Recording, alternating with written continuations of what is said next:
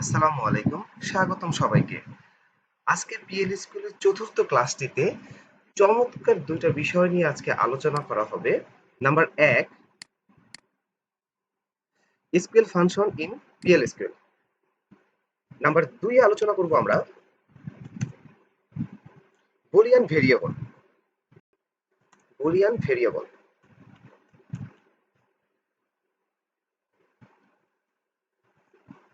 এই দুটো বিষয় পিএল স্কুলে খুবই গুরুত্বপূর্ণ।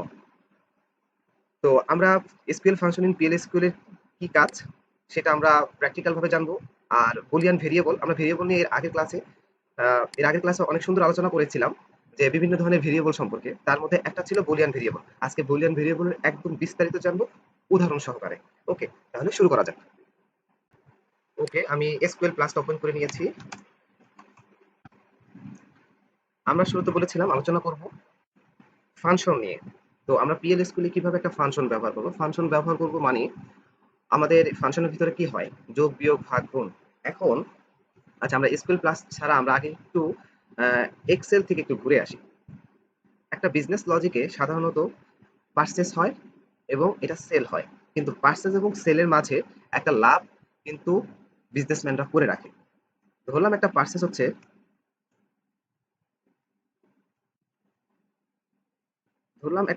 হচ্ছে, সাধারণত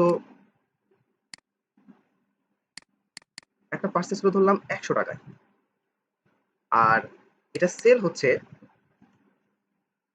হচ্ছে অবশ্যই 120 বা 30 বা 110 বা যাই হোক, ঠিকই 110 টাকা, 100 টাকা থেকে পার্সেল যে 100 টাকা হচ্ছে আর সেল যে 120 টাকা হচ্ছে, এটা মাইনাস হয়ে 20 টাকা ধরা হয় হলো কোম্পানির প্রফিট, রাইট? তো যখন আমরা একটা বিজনেসের জন্য যখন একটা সফটওয়্যার তৈরি করা হয়, তখন কিন্তু এই ফাংশনের ব্যাপারটা কিন্তু প্রচুর আকারে চলে আসে, হিউজ ফাংশন চলে আসে বা অনেক ক্যালকুলেশন কিন্তু চলে আসছে। তো সেটার সমাধান আমরা কিভাবে করব? অবশ্যই এই ফাংশনের দ্বারা করব। আর ফাংশন কোথায় লিখবো? অবশ্যই পিএল স্কুল লিখবো। তো আজকে ঠিক সেই বিষয়টাই একটা সিম্পল কিছু উদাহরণ দিয়ে আমরা ফাংশনের এ টু জেড শিখে ফেলবো, যেন কোনো ফাংশন লেখার প্রয়োজন হলে যেন আমরা এই ফর্মুলাটা ইউজ করেই যেন খুব সুন্দর সুন্দর কিছু ডায়নামিক কিছু ফাংশন আমরা তৈরি করে ফেলতে পারবো। ওকে, তো আমার মূল কাজটা ছিল আমরা একটা পার্সেস থেকে একটা সেলে মাইনাস করব। আরো কিছু করা যায়, যোগ বিয়োগ ভাগ গুণ আরো কিছু করা যায়। আগে একটা মাইনাস করে দেখি, একটা বিজনেস প্রফিট তুলে দেখি। ওকে, তাহলে আমরা আবার এসকিউএল প্লাসে চলে যাই। ওকে, এসকিউএল প্লাস ওপেন করলাম। এখন ফাংশন লেখার জন্য আমাকে অবশ্যই লিখতে হবে ক্রিয়েট ফাংশন এবং একটা ফাংশনের নাম দিতে হবে। ফাংশনের নাম আমি আমার মন মতো করে আমি দিতে পারবো, এতে কোনো প্রবলেম নাই। ওকে, তাহলে শুরু করা যাক।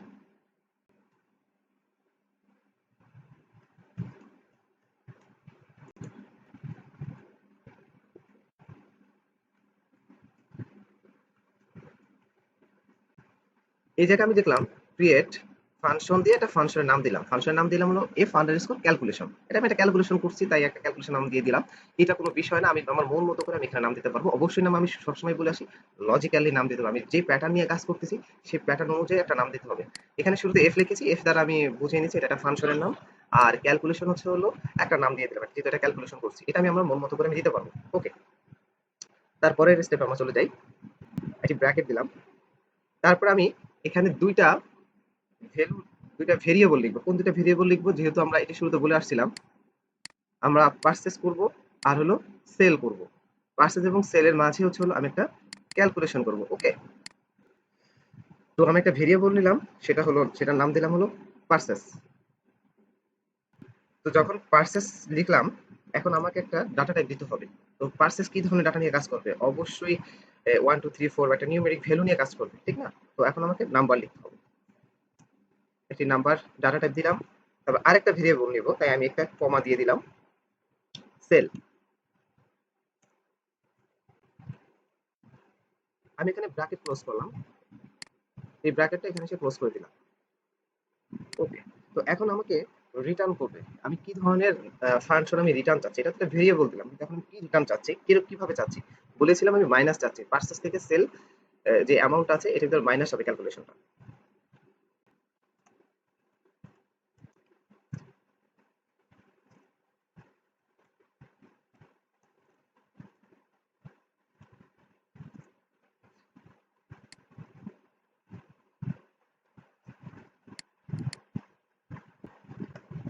ঠিক এই জায়গাটা ভালো করে লক্ষ্য করেন। আমি begin এর পরে রিটার্ন লিখছি, রিটার্ন লিখে বললাম যে পার্সেস মাইনাস সেল। ঠিক এর মানে হচ্ছে পার্সেসের যা ভ্যালু হবে আর সেলের যা ভ্যালু হবে সেই দুটার মাঝে একটা মাইনাস করে নিবে। ওকে, এটাই হচ্ছে একটা ফাংশন আমি তৈরি করলাম। তো আমরা এখন এই ফাংশনটাকে আমরা ক্লোজ করে দিব, মানে আমাদের রিলেস কোড শেষ করে দিব। কিভাবে শেষ করব? ইন্ট দ্বারা শেষ করব। ও আচ্ছা, এখানে বললো যে নাম is already use existing object. এর মানে ফাংশন হলো একটা লক্ষণীয় বিষয়। ফাংশন হলো এটা ডাটাবেজে স্টোর থাকে। তো আমি একটা নামে এই F calculation, F underscore calculation নামে একটা ফাংশনের আগেও তৈরি করেছিলাম, যার কারণে আমাকে এখানে একটা মেসেজ দিল, এরর মেসেজ, যে নেম ইজ অলরেডি ইউজ। ওকে, তাহলে আমরা এরকম যদি কোনো কারণ হয় যে আমি এই নামেই একটা ফাংশন তৈরি করব, প্রিভিয়াস ফাংশন আমি রাখতে চাচ্ছি না, সেক্ষেত্রে সুন্দর একটা ফর্মুলা আছে, এটাও শিখে নেন। তো আমি যে ক্রিয়েটের জায়গায় অর রিপ্লেস লিখবো।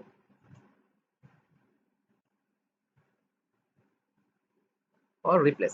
এখন একটা বিষয়, খুব লক্ষণীয় বিষয় হলো যে অর রিপ্লেস আমি কখন লিখবো? যখন এই নামে একটা ফাংশন ডাটাবেজে আছে কিন্তু ওই ফাংশনটা আমার এখন আর কোনো দরকারই নেই, ওই ফাংশনটা আমি রেখে দিতে চাচ্ছি না, এটা ফেলে দিলেও আমার কোনো সমস্যা নেই, ফাংশনের কোনো কাজ নেই।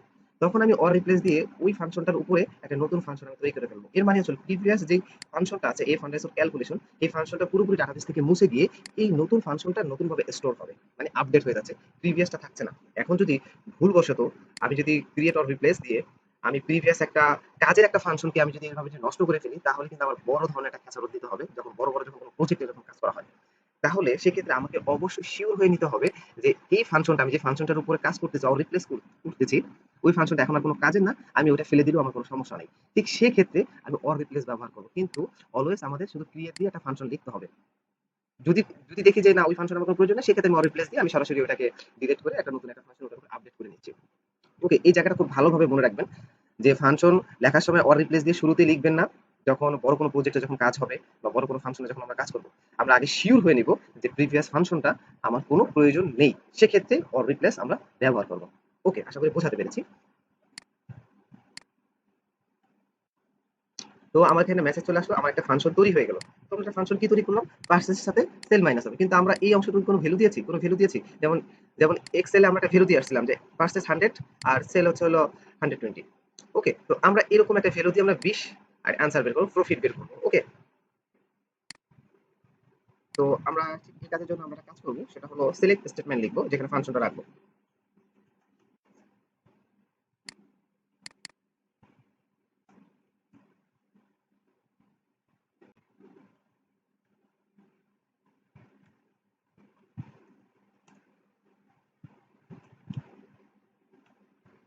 তো সিলেক্ট স্টেটমেন্টে আমি ফাংশন রাখলাম, ফাংশনের নামটা মেনশন করে দিলাম, আর এই ফাংশনের ভিতরে আসলে কোন ভ্যালু নিয়ে ক্যালকুলেশন করবে সেটা দিয়ে দিলাম। 100 বলতে আমি বুঝাচ্ছিলাম পার্সেস, আর 120 হলো সেল। এখানে একটা বিষয় হলো ছোট ভ্যালুটা শুরুতে চলে আসছে,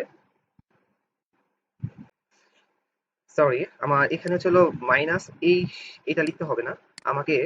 আমাকে করতে হবে কি, মাইনাস তো আমি এখানে করেই আসছিলাম, পার্সেস মাইনাস সেল। তো এটা আমাকে করতে হবে না, আমি সরাসরি ফাংশন লিখতে পারবো।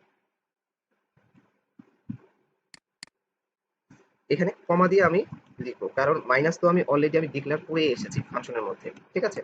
তো এর জন্য আমার এখানে একটা ইরর দিয়েছে। ওকে, ক্যালকুলেশনে আসলে আমাকে -20। এর মানে হলো আমি কিন্তু ছোট ভ্যালুটাকে যেটা মাইনাস হবে, মানে যেটা মাইনাস হবে এটা আমি এখানে দিয়েছি। তো সাধারণত কাজ করার জন্য আমাকে অবশ্যই এরকম ভাবে করতে হবে, তাহলে তো অ্যান্সারটা সুন্দর হবে, নতুবা তো অ্যান্সারটা ফাইন হবে না, নতুবা তো শুরুতে একটা মাইনাস চলে আসবে, ঠিক না? ঠিক এটাই এখানে এরকমটাই হয়েছে। তো আমরা এই ক্যালকুলেশনটা করতে গেলে আমরা সাধারণত এভাবে করব।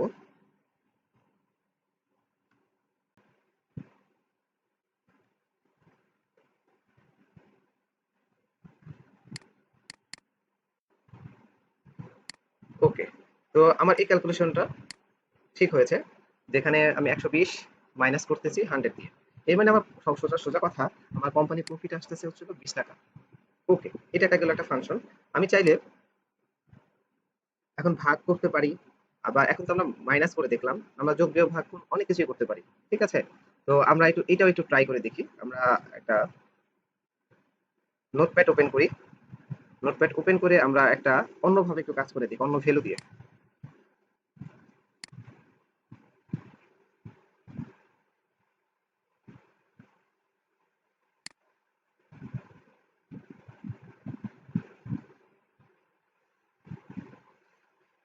আচ্ছা, আমরা এই নোটপ্যাডটা লক্ষ্য করি। আমরা ক্রিয়েট অর রিপ্লেস দিয়ে একটা ফাংশন নিচ্ছি f_division নামে। তো সেখানে দুটো ভেরিয়েবল নিচ্ছি x এবং y, রিটার্ন নাম্বার করতেছি x এবং y কে ডিভাইডেড দিয়ে। ওকে, তো এখানে কি হবে, আমি একটা ডিভাইডেড একটা ফাংশন তৈরি করতেছি, যেখানে যদি x এর মান যদি 10 হয় আর y এর মান যদি 2 হয়, তাহলে এই দুটো ভাগ হয়ে রেজাল্ট কত হবে। ওকে, আমরা এটা একটু কাজ করে দেখি। আমার ফাংশন ক্রিয়েট হয়ে গেল। এখন আমরা সিলেক্ট স্টেটমেন্টে এই ফাংশনের রেজাল্ট দেখব।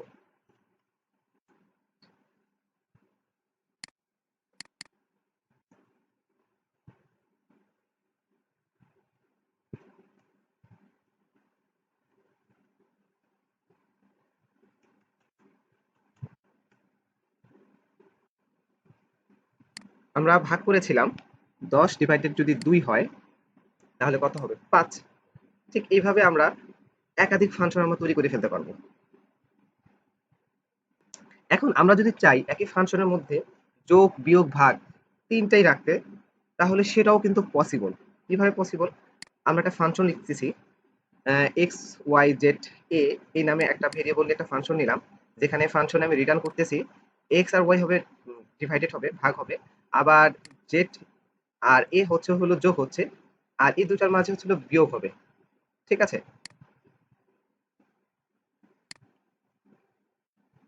তো আমাদের একটা ফাংশন ক্রিয়েট হয়ে গেল।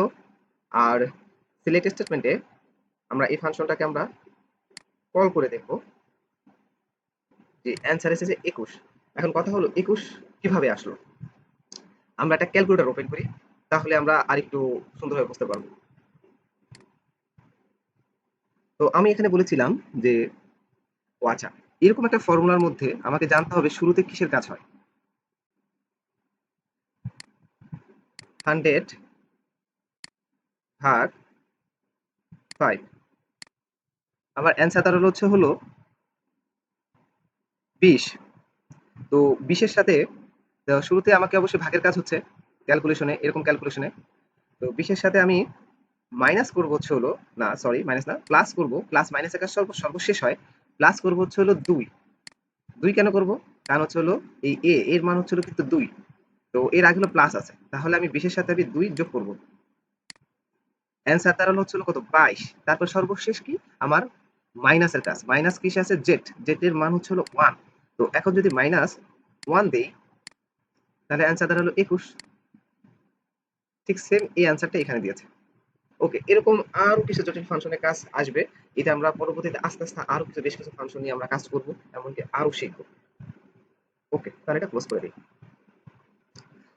এখন আমরা এই কোডটার দিকে একটু লক্ষ্য করি।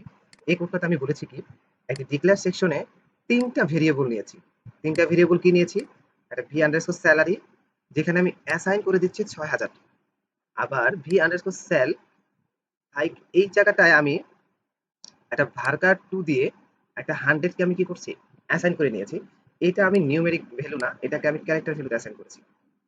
ওকে, আবার আমি ফি আন্ডারস্কোর টোটাল স্যালারিতে একটা ডাটা টাইপ দিয়েছি, কিন্তু এখানে কোনো ভ্যালু অ্যাসাইন করিনি, বাকি দুটাতে ভ্যালু অ্যাসাইন করেছি।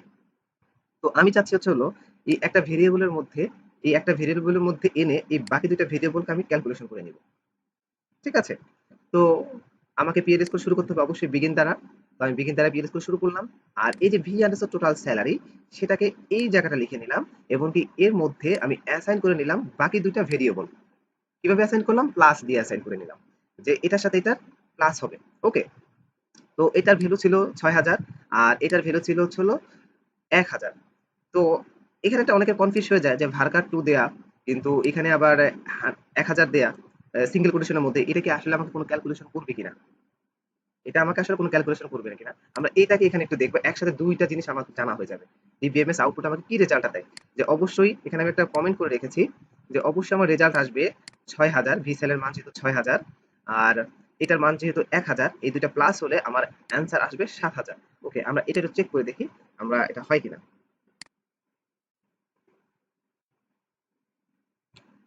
আমার পিএসকিউএল প্রসিডিউর সাকসেসফুলি কমপ্লিট দেখাচ্ছে, কিন্তু রেজাল্ট দেখায়নি। রেজাল্ট দেখার জন্য আমাকে কি করতে হবে, আমি শুরুর ক্লাসে আমি বলে আসছিলাম সেট সার্ভার আউটপুট করতে হবে।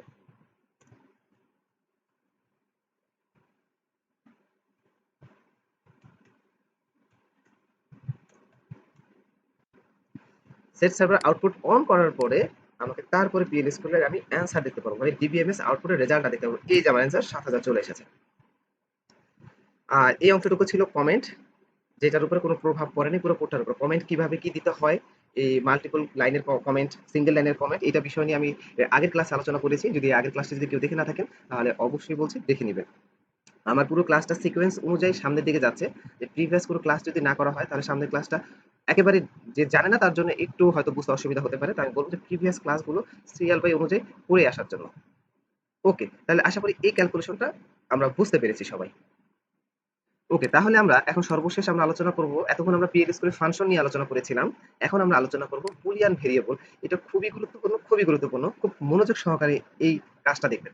আমরা যখন ট্রু আর ফলস এর কাজ করি অথবা ইয়েস অর নো এর কাজ করি, তখন আমাদের বুলিয়ান ভেরিয়েবল দিয়ে আমাদের কাজ করতে হবে। যেমন কোন একটা জিনিস আমি বলছি, ক্লাসে ১ থেকে ১০ পর্যন্ত যারা আছে তারা গুড স্টুডেন্ট, আবার ১১ থেকে ২০ পর্যন্ত যারা আছে তারা নরমাল স্টুডেন্ট। তো গুড স্টুডেন্ট অথবা নরমাল স্টুডেন্ট। আবার এখানে কোনো জিনিস ট্রু হচ্ছে, আবার কোনো জিনিস ফলস হচ্ছে। এই যে ২টা যে কন্ডিশন থাকতেছে, এই ২টা কন্ডিশনকে সবচেয়ে সুন্দরভাবে ম্যানেজমেন্ট করা যায় হচ্ছে বুলিয়ান ভেরিয়েবলের দ্বারা। ঠিক আছে? তো আমরা এই জিনিসটা এখন আমরা করব।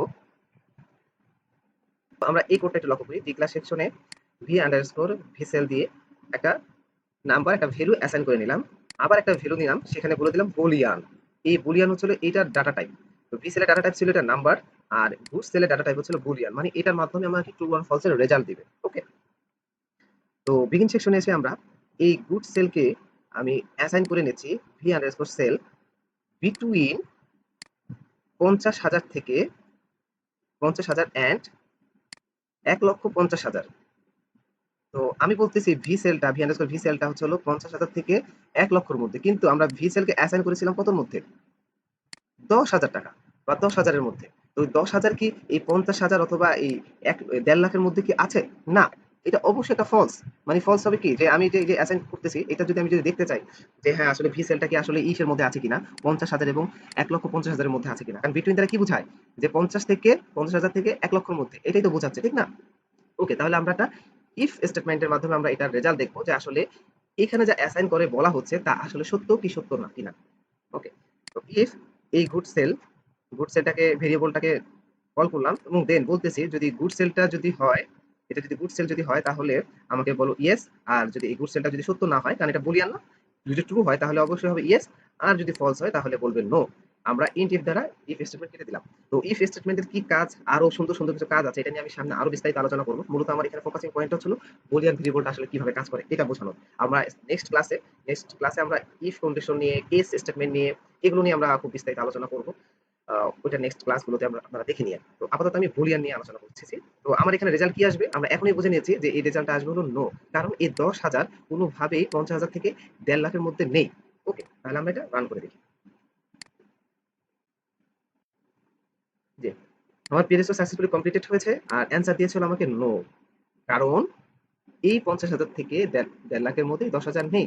আচ্ছা, তাহলে আমরা এই জায়গাটা আরেকটা শূন্য বাড়িয়ে দেখি যে আসলে এখানে কি আসলে আমাকে ইয়েস দেখাবে কিনা। ওকে, তো আমি এখানে আরেকটা শূন্য বাড়িয়ে নিলাম, এখানে এখন 1 লাখ করে নিলাম। অবশ্যই 50,000 থেকে 1.5 লাখের মধ্যে 1 লাখ অবশ্যই আছে। তো আমরা এটাকে আবার এখন একটু রান করে দেখি। জি, আমাকে এখন এখানে ইয়েস দেখিয়েছে। আশা করি বুলিয়ান ভেরিয়েবল নিয়ে আপনারা যথেষ্ট বুঝতে পেরেছেন। আমি বোঝানোর সর্বোচ্চ চেষ্টা করেছি।